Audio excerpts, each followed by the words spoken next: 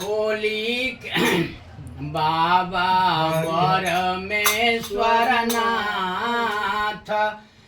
रांगावा खेले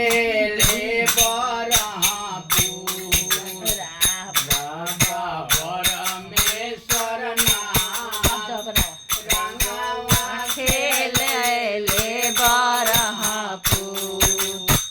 बाबा परमेश्वर स्वरनाथ बाबा परमेश्वरनाथ हो खेले ले बरहपुर बाबा परमेश्वरनाथ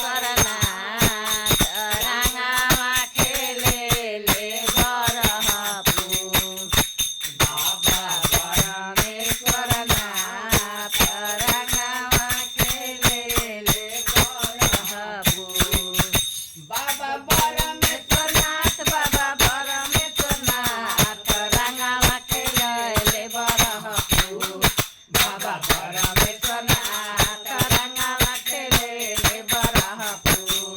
बाबा परमेश्वरनाथ रंगावा खेले ले बरहपुर बाबा परमेश्वरनाथ बाबा परमेश्वरनाथ रंगावा खेले ले बरहपुर बाबा परमेश्वरनाथ रंगावा खेले ले बरहपुर बाबा परमेश्वरनाथ रंगावा खेले ले बरहपुर बाबा परमेश्वरनाथ रंगावा खेले ले बरहपुर। बोली शंकर भगवान की जय।